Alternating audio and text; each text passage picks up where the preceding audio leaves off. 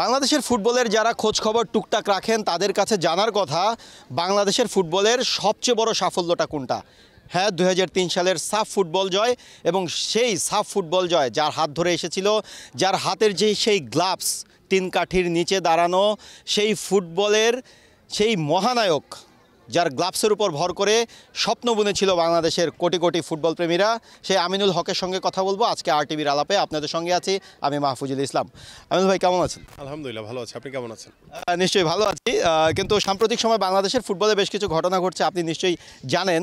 আপনি একজন, প্রথমেই একটু জানতে চাইবো যে হচ্ছে গিয়ে নারীদের নিশ্চয়ই অনেক সফলতা আছে, সাম্প্রতিক সময়ের ঘটনাগুলোকে আপনি কিভাবে ব্যাখ্যা করবেন? আসলে ফুটবল নিয়ে কথা বলতে গেলে আমাদের ফুটবলের যারা বর্তমানে দায়িত্বে আছেন তারা খুব একটা বেশি খুশি হবেন না আমার কথায়।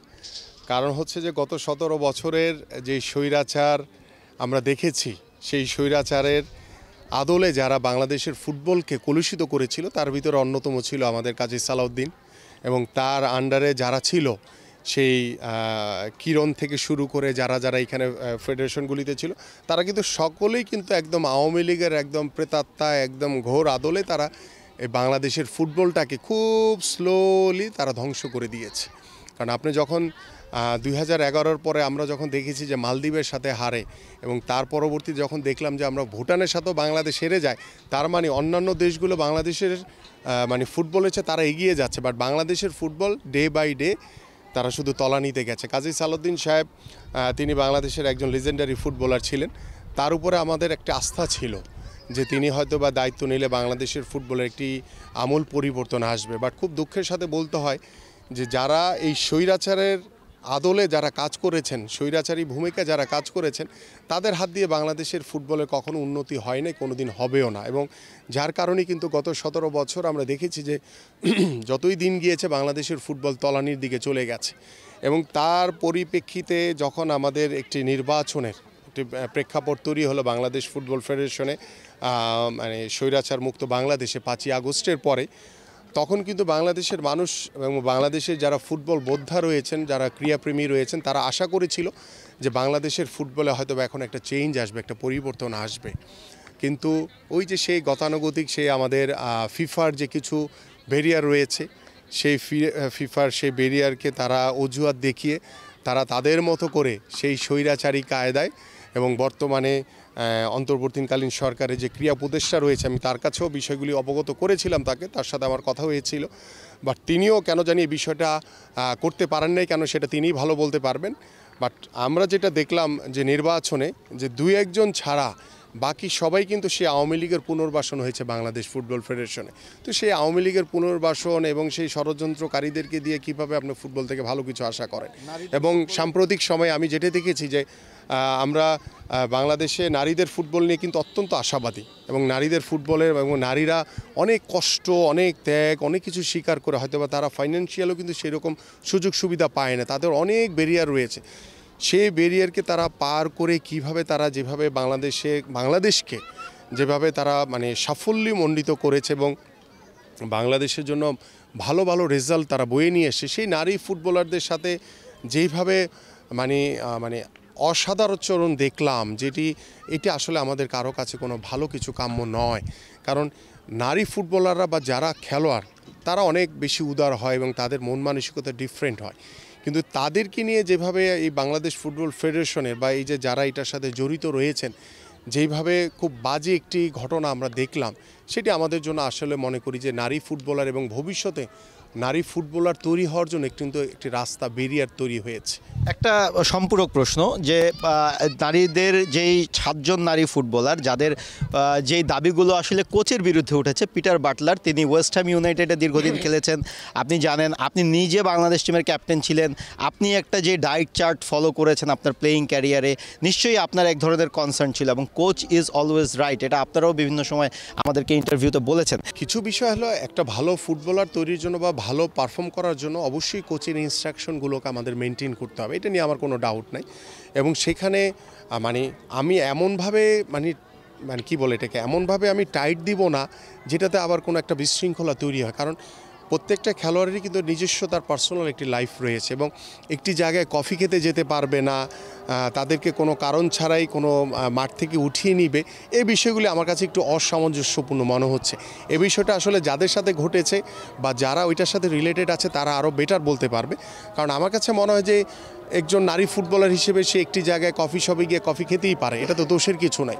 বাট যখন আমাদের একটা ডিসিপ্লিনের ভিতরে থাকি আমরা, বা বাংলাদেশে যখন একটি জায়গা রিপ্রেজেন্ট করে, তখনকার বিষয়টা থাকে একটা নির্দিষ্ট, কিন্তু তার পরবর্তীতে যখন আমাদের প্র্যাকটিস সেশন থাকে, বিভিন্ন গেম থাকে, তখন বিষয়টা থাকে অন্য প্রেক্ষাপটে। তো সব কিছু মিলিয়ে আমাদের মানে এমন টাইট দেওয়া যাবে না যেটাতে ডিসিপ্লিন নষ্ট হয়ে যায়, আবার এমনও ছাড় দেওয়া যাবে না যেটাতে আমাদের ডিসিপ্লিন নষ্ট হয়ে যায়। মানে বোথ সাইডে কিন্তু আপনাকে ভারসাম্য রক্ষা করতে হবে। বাট আমার কাছে যেই সম্পূরক প্রশ্নটি আপনি করলেন, এটা আমার কাছে অত্যন্ত অযৌক্তিক একটি বিষয় মনে হয়েছে যে এটি কফি যেতে বাধা দিবে কেন, বা অহেতু কোনো কারণ ছাড়াই যে পার্সোনাল লাইফ, হ্যাঁ, প্রত্যেকটা মানুষেরই পার্সোনাল লাইফ থাকে। বাট যখন আমি একটি খেলার বা দেশের পক্ষে প্রতিনিধিত্ব করি, তখন আমার ওই ব্যক্তিগত লাইফটা কিন্তু আমাকে পরিত্যাগ করতে হয়। ত্যাগ করে এসেই কিন্তু আমাকে দেখা গেছে যে আমরা অনেক প্লেইং লাইফে আমরা ঈদের দিনও আমরা ইন্টারন্যাশনাল ম্যাচ খেলেছি। আমি নিজেও দেখা গেছে যে রোজার সময় রোজা রেখে ইন্টারন্যাশনাল ম্যাচ খেলেছি। তো এই ত্যাগগুলো কিন্তু আমরা করেছি। সো আপনি যদি ভালো ফুটবলার হিসেবে নিজেকে তৈরি করতে চান, দেশের জন্য ভালো কিছু করতে চান, তাহলে তো আপনাকে অবশ্যই স্যাক্রিফাইস করতে হবে দেশের জন্য। বাট সব কিছু একটা ভারসাম্য থাকা উচিত। ভারসাম্য রক্ষা যদি না হয়, তখনই এই ধরনের অরাজকতা তৈরি হয়।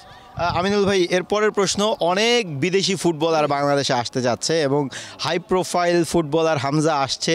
আপনার এখানে একটা স্ট্যান্ড আছে নিশ্চয়ই, হচ্ছে গিয়ে বিদেশিরা আসলে কি হবে না হবে, আপনার কাছে কী মনে হয়? সামিত সোম কিংবা হচ্ছে গিয়ে আরও যারা বিদেশি বংশোদ্ভূত ফুটবলার যারা বড় বড় ক্লাবের সেকেন্ড টিম থার্ড টিমে খেলছে, তারা আসলে কেমন হবে বাংলাদেশের ফুটবল?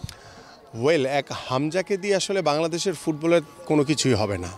এবং আমাদের যারা বাঙালি বা যারা বাংলাদেশি, যারা বাংলাদেশের জন্য মানে ফুটবল খেলেন, আমরা যদি এই নিজেদের স্ট্রাকচার যদি চেঞ্জ না করি, আমরা যদি রুট লেভেল থেকে যদি আমাদের ফুটবলার তৈরি না করি, বা একজন পিতামাতা কেন তার সন্তানকে একজন প্লেয়ার হিসেবে প্রতিষ্ঠিত করবে, কেন একজন ফুটবলার হিসেবে প্রতিষ্ঠিত করবে, সেই জায়গাগুলো নিয়ে যদি আমরা কাজ না করি, তাহলে কিন্তু আমরা কখনই চেঞ্জ করতে পারবো না।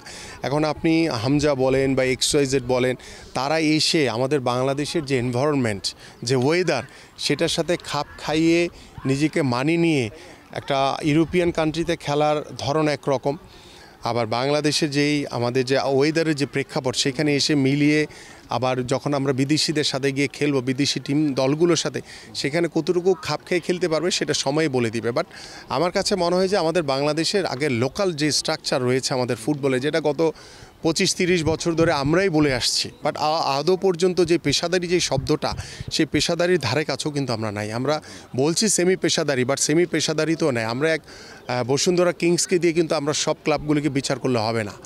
হ্যাঁ, তো এই জায়গাগুলোকে আপনাকে মাথায় রাখতে হবে। এখানে মহাডানকে দিয়ে কিন্তু আপনার সব ক্লাবগুলোকে বিচার করলে হবে না।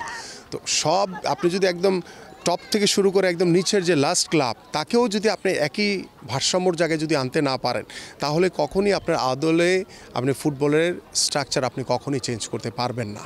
আমিনুল ভাই, আপনি বাংলাদেশ টিমের ক্যাপ্টেন ছিলেন, আপনি বাংলাদেশের একদম লিভিং লিজেন্ড, আপনি বাংলাদেশের একজন আইকন, এবং আপনি একজন এখন প্লেইং ক্যারিয়ার শেষে আপনি এখন পুরোদস্তুর রাজনীতিবিদ।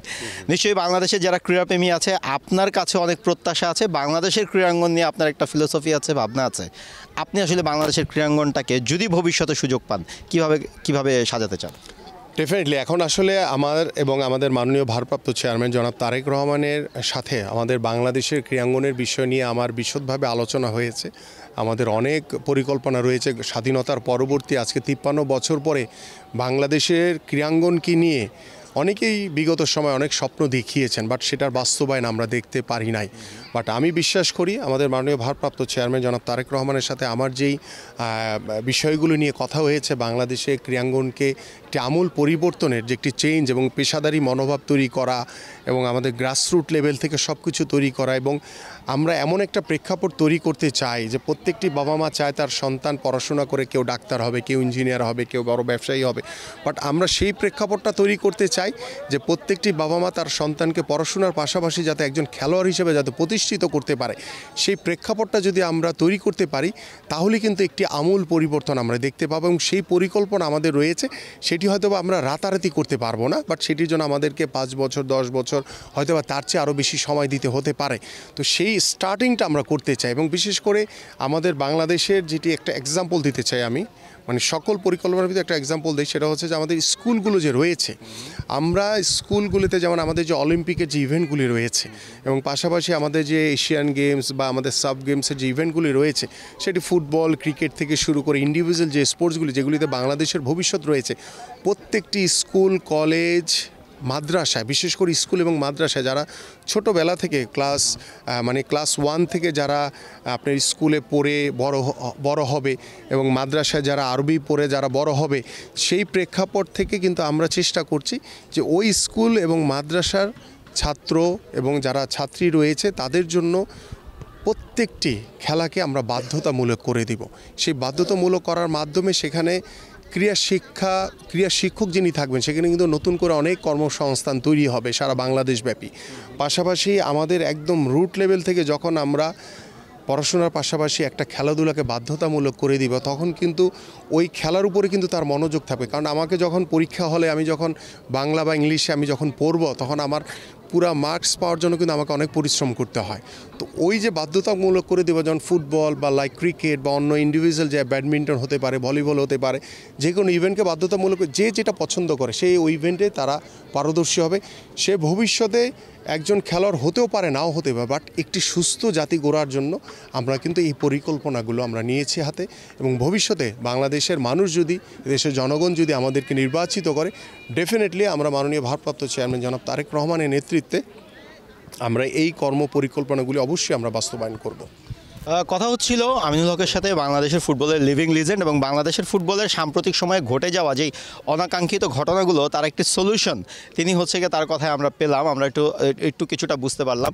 তো যেটাই হোক না কেন, বাংলাদেশের ফুটবলের এই সাম্প্রতিক সময়ে নারী ফুটবলে ঘটে যাওয়া যে অনাকাঙ্ক্ষিত ঘটনাগুলো, তার একটি সুষ্ঠু সমাধান হোক। আপনারা জানেন দর্শক, একটা 7 সদস্য বিশিষ্ট তদন্ত কমিটি হয়েছে, তারা একটা ফলাফল নিশ্চয়ই কয়েকদিনের মধ্যে দিবে। কিন্তু দিন শেষে নারী ফুটবলটাই বাংলাদেশের ফুটবলের বড় ব্র্যান্ডিং হয়ে থাকার একটা বড় সুযোগ রয়েছে। এই সুযোগটা বাংলাদেশ অবশ্যই কাজে লাগাতে চাইবে। মাহফুজুল ইসলাম, RTVর আজকের আলাপের এই পর্যন্তই। আমিনুল হক, আপনাকে অসংখ্য ধন্যবাদ। আপনাকেও ধন্যবাদ মাহফুজ ভাই। ধন্যবাদ দর্শক, আপনাদেরকে আজকের পর্যন্তই।